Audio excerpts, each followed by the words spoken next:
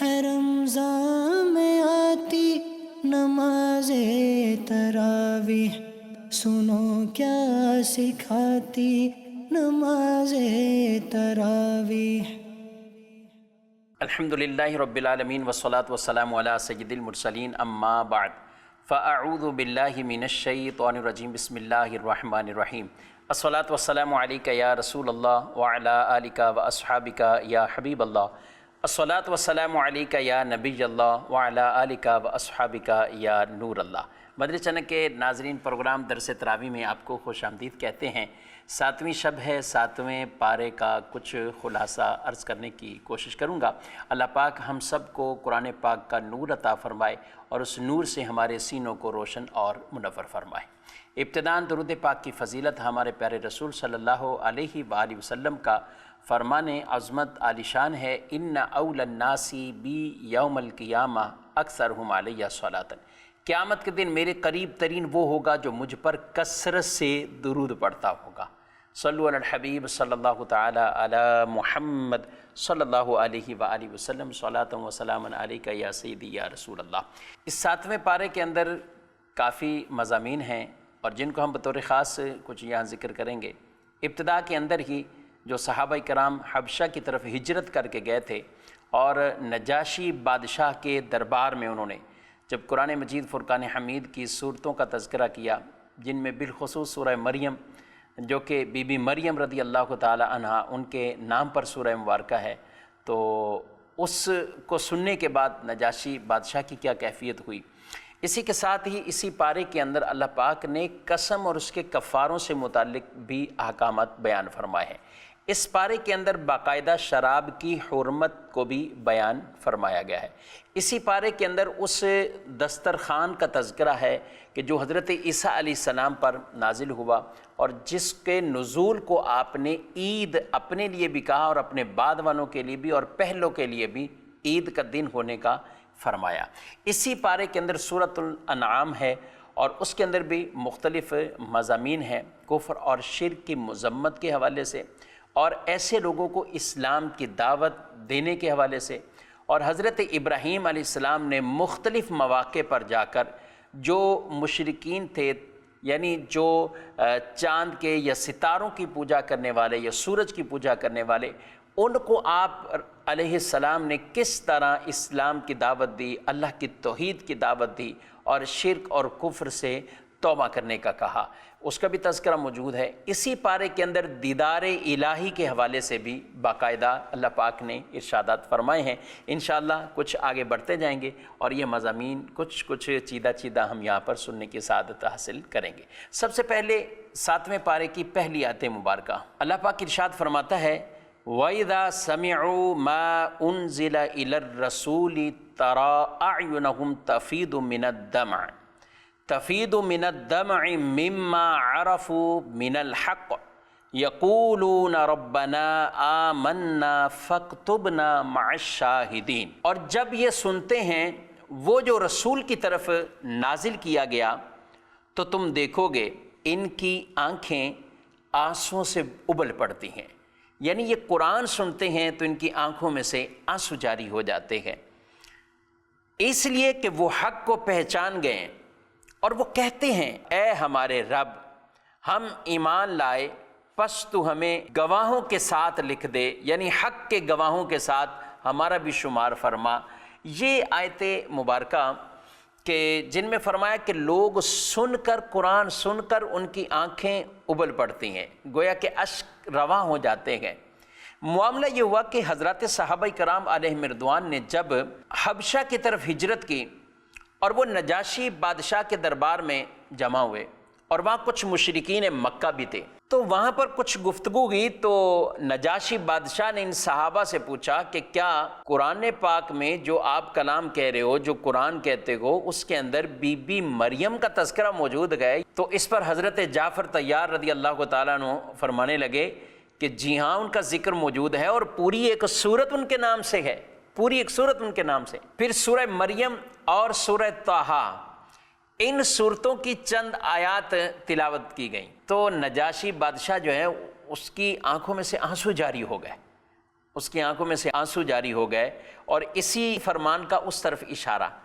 پھر یہ ہوا حبشہ کا ایک وفد نبی کریم صلی اللہ علیہ وسلم کی بارگاہ میں آیا جس میں 70 لوگ تھے، تو وہ بھی جب حضور علیہ السلام کی بارگاہ میں آئے اور یہاں پر آتے ہی نبی کریم علیہ السلام نے ان کے سامنے سورہ یاسین کی تلاوت فرمائی تو وہ زار و قطار روتے رہے یہ سن کر۔ تو یہ فرمایا گیا کہ جب وہ سنیں گے وہ جو قرآن نازل ہوا محبوب صلی اللہ علیہ وسلم پر، تو ان کی آنکھوں میں سے آپ خود دیکھیں گے کہ آنسو جاری ہو جائیں گے۔ سبحان اللہ۔ تو یہ اس طرح نجاشی بادشاہ کے دربار میں آیتیں پڑھیں گی تو ان کا بھی رونا، اور جو وفد آیا اس کا بھی رونا یہاں اس کا تذکرہ موجود ہے۔ یاد رکھیں ناظرین اکرام، قرآن پاک کو سن کر اشک بہانا، رونا، یہ بھی ایک صفت ہے، اور ایمان والوں کی، تقوی پرہیزگار لوگوں کی اور خشوع و خضوع والوں کی یہ کیفیت ہوتی کہ قرآن سنتے ان کی آنکھوں میں سے آنسو جاری ہوتے۔ کاش ایسا لگاؤ پیدا ہو جائے قرآن کے ساتھ۔ ہم بس اوقات قرآن سنتے تو ہیں مگر طبیعت سے نہیں سنتے، اس نیت سے نہیں سنتے، اس دل جمعی کے ساتھ نہیں سنتے، جس کی وجہ سے ہماری کیفیت وہ تبدیل نہیں ہوتی۔ بس اوقات کھڑے کھڑے ہم گھنٹہ گھنٹہ بات چیت کرتے رہیں گے، لیکن تراویح میں اگر 10-12 منٹ مزید کچھ ٹائم لگتا ہے تو ہم اکتا جاتے ہیں، ہم پریشان ہو جاتے ہیں۔ تو ہمیں بھی اپنی یہ کیفیت بنانی چاہیے کہ قرآن سنیں دل جمی کے ساتھ، تاکہ ہماری آنکھوں سے آنسو بھی بہیں اور یہ خشوع و خضوع کی کیفیت بھی ہمیں نصیب ہو۔ اس کے بعد آگے مزید کچھ بڑھتے ہیں۔ آیت مبارکہ ہے، اللہ پاک نے ارشاد فرمایا ہے، یا ایھا الذین آمنوا لا تحرموا طیبات ما احل اللہ لکم ولا تعتدوا، اے ایمان والو حرام نہ قرار دو ان پاک چیزوں کو جو اللہ نے تمہارے لیے حلال کی ہیں، اور حد سے نہ بڑھو، حد سے نہ بڑھو۔ ان اللہ لا يحب المعتدین، اللہ حد سے بڑھنے والوں کو پسند نہیں فرماتا۔ وَكُلُوا مِمَّا رَزَقَكُمُ اللَّهُ حَلَالًا طَيِّبًا، اور کھاؤ جو اللہ نے تمہیں رزق دیا ہے، حلال، پاک، طیب، یہ کھاؤ۔ وَاتَّقُوا اللَّهَ الَّذِي أَنْتُمْ بِهِ مُؤْمِنُونَ، اور اللہ سے ڈرو جس پر تم ایمان رکھتے ہو، یہ آیت مبارکہ کا کچھ پس منظر میں عرض کروں، اور ایک واقعہ ہے۔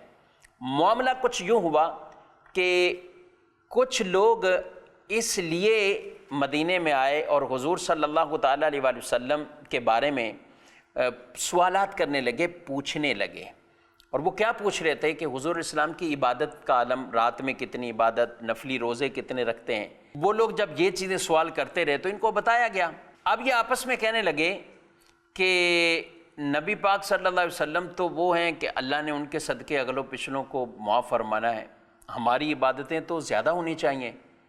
تو ایک نے کہا ہم سوئیں گے نہیں، ساری رات عبادت کریں گے۔ ایک کہہ رہا میں روزہ رکھوں گا تو ہمیشہ روزہ رکھوں گا، یعنی نفلی طور پر۔ ایک کہہ رہا نکاح نہیں کروں گا۔ تو اس طرح کے کچھ انہوں نے عزم، ارادے کیے۔ تو یہ پھر آیت مبارکہ ان پر نازل ہوئی کہ جو چیزیں اللہ نے حلال اور پاک کی ہیں تمہارے لیے، ان کو حرام کیوں اپنے اوپر قرار دیتے ہو؟ جتنی رخصت رب نے تمہیں عطا فرمائی ہے، حلال رزق ہے، طیب ہے، پاک ہے، کھاؤ پیو، اس کو کیوں ترک کرتے ہو؟ اور مطلقاً ترک دنیا کیوں اس انداز سے کرتے ہو؟ دین کی طرف حد سے ایسا بڑھنا کہ آدمی اپنے اوپر جتنے حقوق لازم ہو رہے وہ ترک کر دیں، یہ بھی غلط۔ اور دنیا کی طرف ایسا مائل ہونا کہ جو دینی حقوق اس پر آتے ہیں وہ چھوڑ دیں، یہ بھی غلط۔ دین کو بھی دیکھیں، دنیا کو بھی دیکھیں، لیکن اس انداز سے کہ دنیا کے اندر ایسے مستغرق نہ ہو کہ دینی جو واجبات، فرائض، حقوق اس کے ذمہ وہ چھوڑنا ہے۔ تو اس پر یہ آیت مبارکہ نازل ہوئی کہ ایمان والو وہ پاک چیزیں تم کیوں اپنے آپ پر حرام کرتے ہو اور کیوں حد سے بڑھتے ہو؟ حد سے نہ بڑھو، اللہ حد سے بڑھنے والوں کو پسند نہیں کرتا۔ اور جو پاک اور حلال اور طیب تمہارے لیے جو اللہ نے رزق دیا اسے کھاؤ، اور اللہ سے ڈرتے رہو کہ تم اس پر ایمان رکھتے ہو، یعنی یہ ڈر اور خوف پیدا رہے۔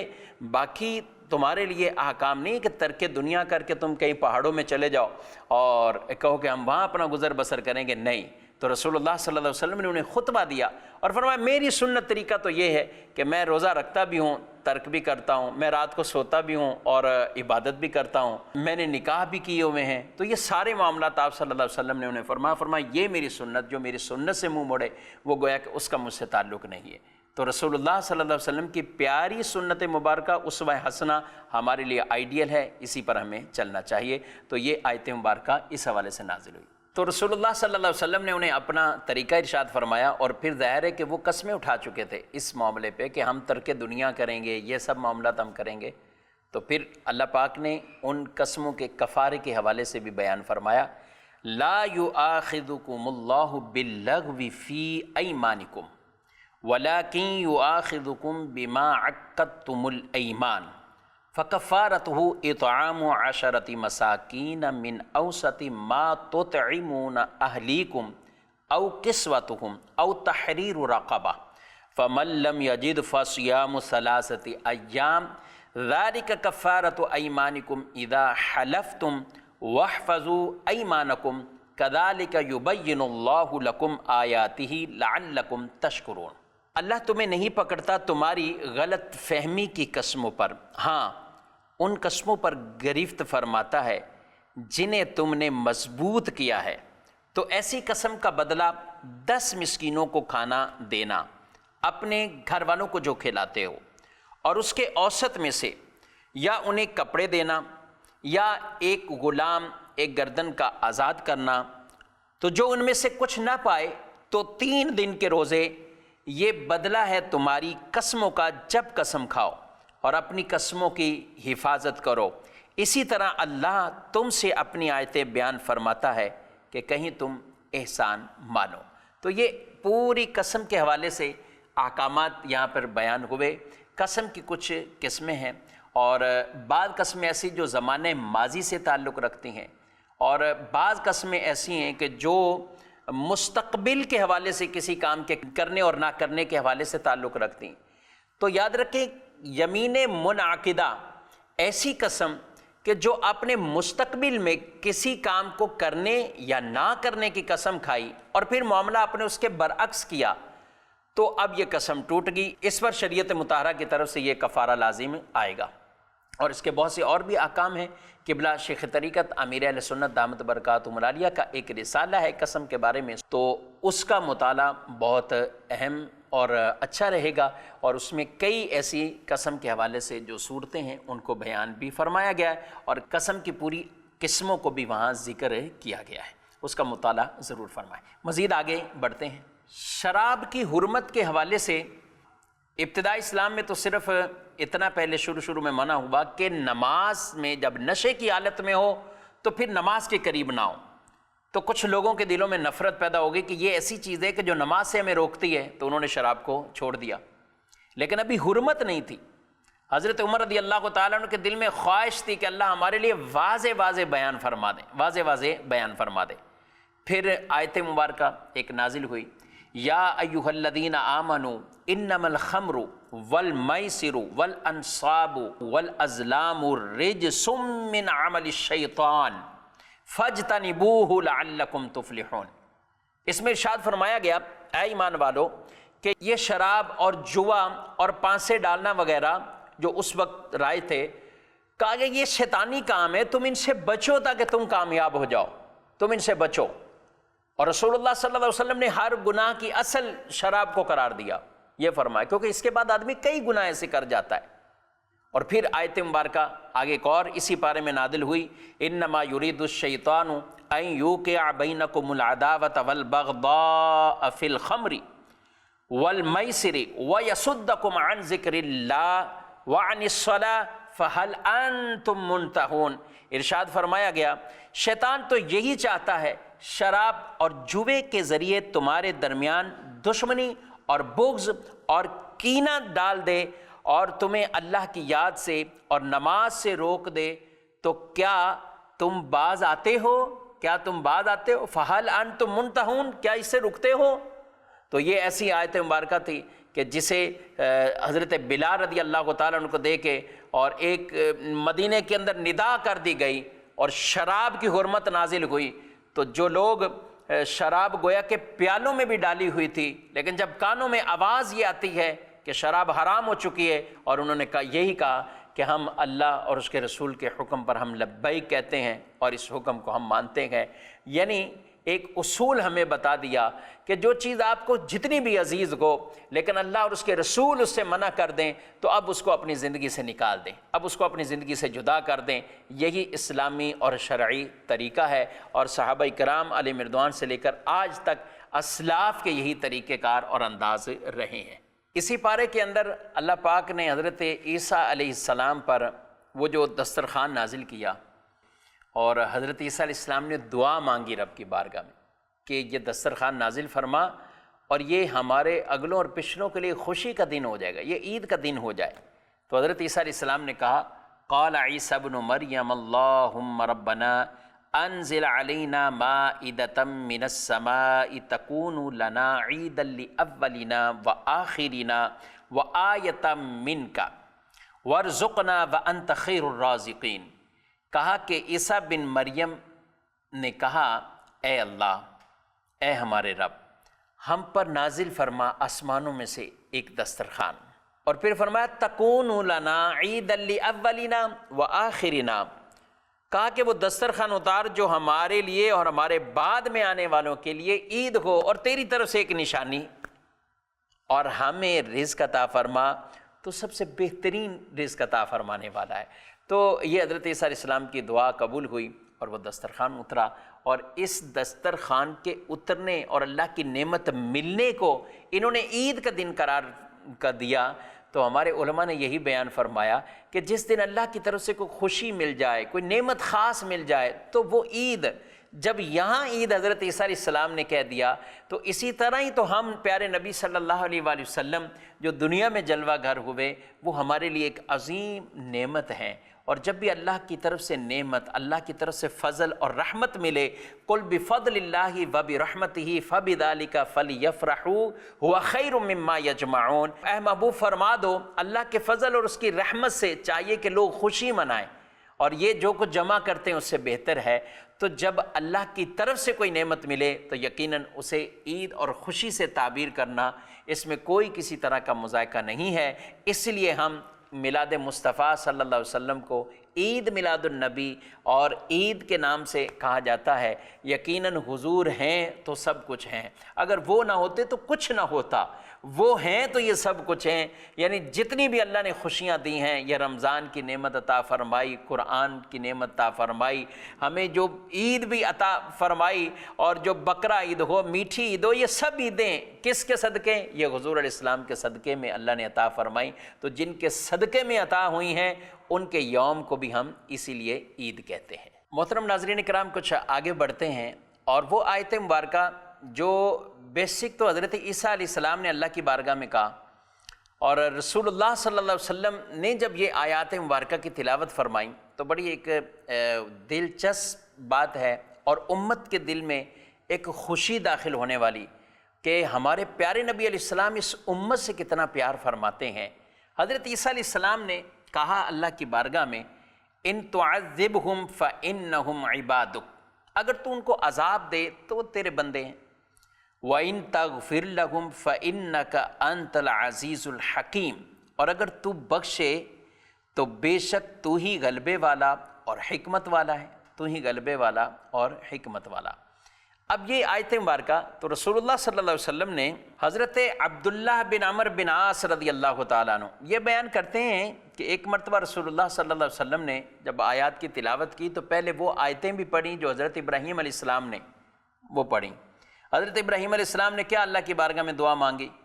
رب انہن اضللن کثیرا من الناس فمن تبعنی فانہ منی، اے میرے رب ان بتوں نے بہت سے لوگوں کو گمراہ کر دیا ہے، تو بس جو شخص میری پیروی کرے گا میرے راستے پر ہے، وہ مجھ سے ہے، میرے راستے پر ہے۔ اس آیت کو پڑھا آپ صلی اللہ علیہ وسلم نے۔ پھر حضرت عیسیٰ علیہ السلام نے جو اللہ کی بارگاہ میں یہ کہا تو وہ بھی پڑھا، ان تعذبہم فانہم عبادک، اے اللہ اگر تو ان کو عذاب دے تیرے بندے، تو ان کو عذاب دے تیرے بندے ہیں، وَإِن تَغْفِرْ لَهُمْ فَإِنَّكَ أَنْتَ الْعَزِيزُ الْحَكِيمُ، اور اگر تو ان کو بخش دے، ان کی مغفرت کرے تو غالب ہے، حکمت والا ہے۔ آپ نے جب یہ پڑھا اس کے بعد رسول اللہ صلی اللہ علیہ وسلم نے دست دعا کے لیے ہاتھ بلند فرما دی، یعنی حضور علیہ السلام نے دعا مانگی اور اس وقت آپ کی کیفیت ایسی ہوئی کہ آپ میری امت میری امت میری امت یہ کہتے ہوئے آپ زار و قطار رونے لگ گئے، اور حضرت جبریل آ جاتے ہیں، یا رسول اللہ صلی اللہ علیہ وسلم آپ کیوں رو رہے ہیں؟ تو آپ کہتے ہیں کہ میں جس لیے رو رہا ہوں میرا رب جانتا ہے، بہتر جانتا ہے۔ تو اتنے میں پھر جبریل آتے ہیں اور آ کر کہتے ہیں کہ اللہ ارشاد فرماتا ہے کہ اے محبوب، ہم آپ کو آپ کی امت کے حوالے سے راضی کر دیں گے، آپ کو آپ کی امت کے حوالے سے راضی کر دیں گے، سبحان اللہ۔ اور ایک اور مقام پر جو وہ آیت مبارکہ وَلَسَوْفَ يُعْطِيكَ رَبُّكَ فَتَرْضَىٰ، آپ کو اللہ اتنا عطا فرمائے گا آپ راضی ہو جائیں گے۔ تو حضور علیہ الصلوۃ والسلام فرماتے ہیں جب یہ معاملہ ہے تو پھر تو میں اس وقت ہی راضی ہوں گا جب اپنے ہر امتی کو بخشوا لوں گا، سبحان اللہ۔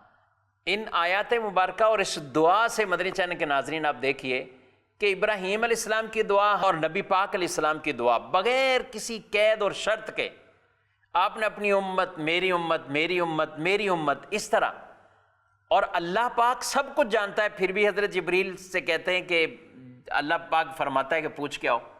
کیوں؟ یہ بھی رسول اللہ صلی اللہ علیہ وسلم کی ذات کو مزید شرف کا اعزاز جو اللہ نے عطا فرمایا وہ دکھلانا مقصود ہے۔ اور پھر یہاں یہ بھی فرما دیا کہ آپ کو آپ کی امت کے حوالے سے اللہ پاک راضی فرما دے گا، آپ کو اللہ آپ کو اتنا دے گا کہ آپ راضی ہو جائیں گے، سبحان اللہ۔ جب کریم آقا صلی اللہ علیہ وسلم امت سے اتنا پیار کریں، اس امت پر بھی حق بنتا ہے کہ نبی کریم صلی اللہ علیہ وسلم سے ٹوٹ کر پیار کریں، آپ صلی اللہ علیہ وسلم کی اسوہ حسنہ، آپ کی اطاعت، فرما برداری، اتباع، اور جو آپ کی سنن مبارکہ ہیں ان سب پر ہم بھی عمل کریں، اور یوں حضور علیہ الصلوۃ والسلام سے اپنی محبتوں کے اظہار بھی کریں۔ اللہ کریم ہم سب کو نبی کریم علیہ السلام سے سچی محبتیں عطا فرمائے، اور حضور علیہ الصلوۃ والسلام رمضان میں قرآن سے بڑا آپ کا گہرا تعلق ہوتا تھا، ویسے تو قرآن سے ہے ہی ہے، لیکن رمضان میں آپ دور شریف فرمایا کرتے تھے حضرت جبریل کے ساتھ۔ آج امت کو بھی یہ رمضان کے دن ہیں، اور دیکھتے ہی دیکھتے 7ویں شب ہے، تو یہ دن تو ایسے ہی گزر جائیں گے، گنتی کے دن ہیں، جو ان کی قدر کر لے تو وہ بہت اعزاز پائے گا، اللہ کی بارگاہ سے انعامات اسے حاصل ہوں گے۔ اللہ پاک مجھے آپ کو کثرت سے قرآن کی تلاوت کرنے کی بھی توفیق عطا فرمائے، آمین بجاہ النبی الامین صلی اللہ علیہ وسلم۔ ہے رمضان میں آتی نماز تراویح، سنو کیا سکھاتی نماز تراویح۔